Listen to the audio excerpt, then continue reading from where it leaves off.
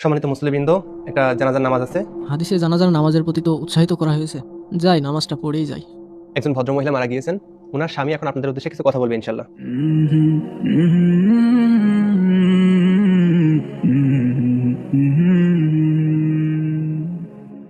আসসালামু আলাইকুম। আপনারা হয়তো অনেকে আমার চিনবেন না, আমি আপনাদের এলাকারই ছেলে।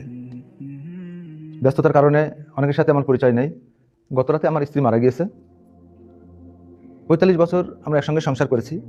ছোট্ট একটা চাকরি দিয়ে আমাদের সংসার জীবন শুরু হয়েছিল। আমার আয় ছিল খুবই সামান্য। জীবনে কখনো হারাম টাকা আয় করিনি। আল্লাহর কসম করে বলতে পারি, জীবনে কখনো আমি হারাম টাকা আয় করিনি।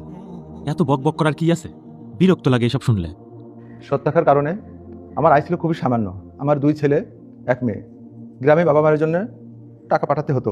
কখনো কখনো মাস শেষ হওয়ার আগে আমার টাকা ফুরিয়ে যেত। আমার সহকর্মীদের ভিতরে আমি ছিলাম সবথেকে গরিব, কিন্তু আমার স্ত্রীর কারণে এটা আমি কখনো উপলব্ধি করিনি। উনি কীভাবে ম্যানেজ করতো একমাত্র উনিই জানেন। ভাইরে, মূল কোথায় আয়?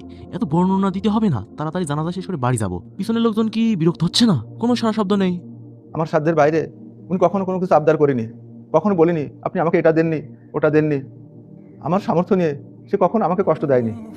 আমার বাবা মা মারা যাওয়ার আগ পর্যন্ত আমাদের সঙ্গেই থাকতেন। আমার স্ত্রী কখনো বলেনি আপনার বাবা মার খিদমত করার দায়িত্ব আমার না। এত প্রশংসা করা কি আছে? যত সব বোর ভক্ত।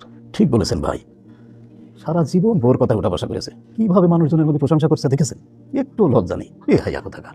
সত্যি কথা বলতে, পেনশনের টাকা পাওয়ার পর আমার স্ত্রীকে হজে নিয়ে যাওয়া ছাড়া আমি আর কিছুই দিতে পারিনি। তারপরেও উনি কখনো আমাকে কষ্ট দিয়ে কথা বলেননি। আমার স্ত্রী একজন নেককার মানুষ ছিলেন। ওনাকে কখনো নামাজ কাজা করতে দেখিনি। উনি আজীবন পর্দা করেছেন। আপনারা হয়তো আমার স্ত্রীকে কখনো দেখেননি। উনি অনেক ধৈর্যশীল ছিলেন এবং আজীবন আমার প্রতি সন্তুষ্ট ছিলেন।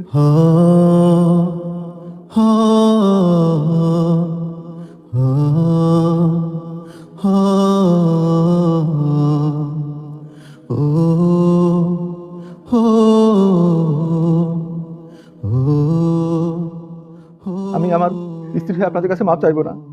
যে নারী 45 বছর স্বামীর হক, আত্মীয়ের হক রক্ষা করেছে, সে অন্য কারো হক নষ্ট করতে পারে না। একজন জান্নাতি নারীর সকল বৈশিষ্ট্য ওনার ভিতরে ছিল। ইনশাল্লাহ আল্লাহ ওনাকে জান্নাত নসিব করবে। আমি নিজে জান্নাতে যেতে পারবো কিনা জানি না, তো আপনারা দোয়া করবেন আমি যেন ওনার সাথে একসঙ্গে জান্নাতে থাকতে পারি।